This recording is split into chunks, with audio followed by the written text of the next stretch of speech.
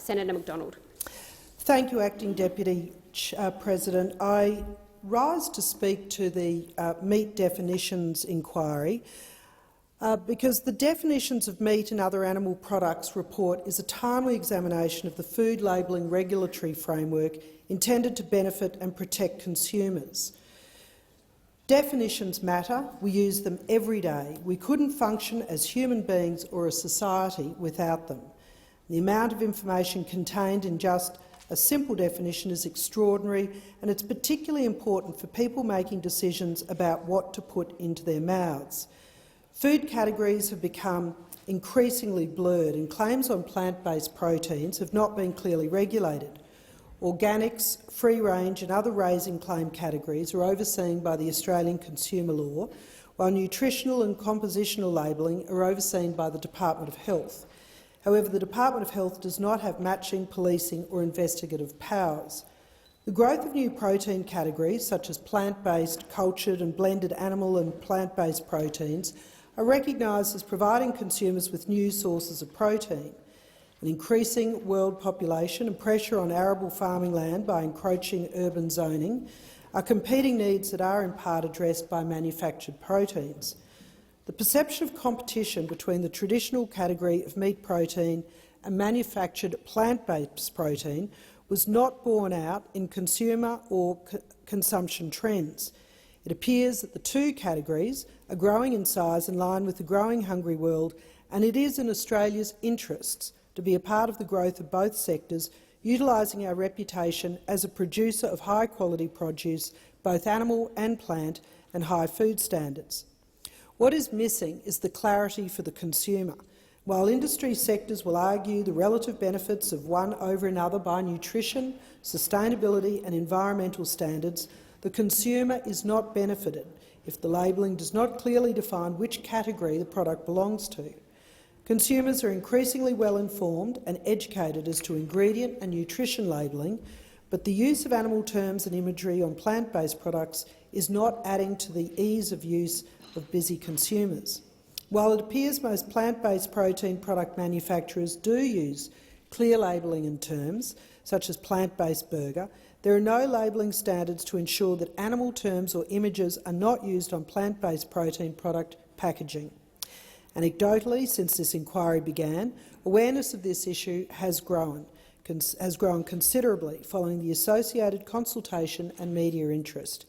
This may explain why groups such as the Australian Competition and Consumer Commission and the Food and Grocery Council stated that they had little or no feedback, yet media reports and consumer surveys had thousands of responses. However, the committee heard that since Food Standards Australia New Zealand, FSANZ, made changes to section 1.1.1 to 13 of the Food Code in 2016, labelling and claims on plant-based proteins have not been clearly regulated. The agricultural industry spoke of their frustration of a consultation process on the proposed change in 2016, which focused solely on dairy products, meaning other affected industries, including the meat industry, were not consulted on the changes or even made aware until the proposed changes were signalled by a media release. The result is that the definitions for dairy were altered to allow manufactured products to use animal terms and appropriate implied claims of equivalency. This pathway has subsequently been used by manufactured plant-based proteins. As the new protein category in Australia expands from plant-based to cultured, trialling in Japan and others, and blended animal and plant proteins, Australia has an opportunity to identify the best regulator, health, consumer or other, and mandatory labelling requirements. Domestic labelling guidelines are important to protect the existing and significant export market, which has clear definitions of meat, and to protect the new protein market. Categories such as organic and free-range may also be seeking greater clarity on labelling claims, and it is important that there is a national standard that aligns with mandatory export standards found in existing legislation. The alignment between domestic and international standards will provide all stakeholders with clear guidance and enforcement via the ACCC, which has the powers and resources to address improper labelling and marketing practices. People are more diet conscious now than ever before, whether it be to avoid allergic reactions, to watch their waistline, or to show care for how or from where their food is sourced. And this is why we have labels on foods, and this is why we have long-established definitions for foods. Wrong definitions could literally be the difference between life and death for some people. The Senate inquiry into meat definitions is important. It's why the Coalition is interested in it. The rise of plant-based proteins has been exponential. Therefore, the need to clearly define what a food is has grown in importance. Organic food consumers want certainty and definitions. Vegans would be mortified to find out their vegetable lasagna contained meat, and likewise those wanting animal proteins would be bitterly disappointed to know that instead of a simple piece of beef, they'd bought a highly processed plant alternative. The inquiry didn't seek to influence food choices. It aimed to make these choices easier and clearer. And during the hearings we saw some extraordinary and at times dishonest lengths to which some plant protein makers go to market their products. Terms normally associated with animals were displayed on packaging in big letters, and barely visible are the words plant-based or meat-free. The packaging also features the animals that are not used in the food. If you're a person who has English as a second language, is dyslexic, has poor eyesight, has a disability, word association and imagery are important tools to use when choosing food. You may not recognise the word fillet, but you would see the word beef and a cow on the package and be fairly confident that the food is beef. However, if the word beef is in large letters and the word plant-based are in small letters and there's a picture of a cow on the pack, you can see how these compromised consumers would be misled into choosing a fillet of plant-based protein.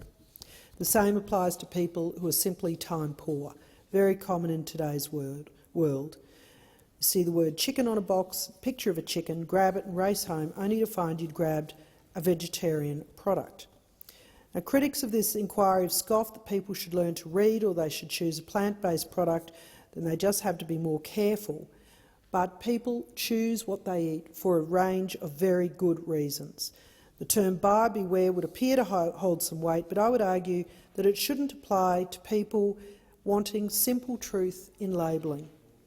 Other criticisms of the inquiry included that we should also change the name of baby oil, peanut butter and hot dogs, because those products didn't contain babies, butter or dogs.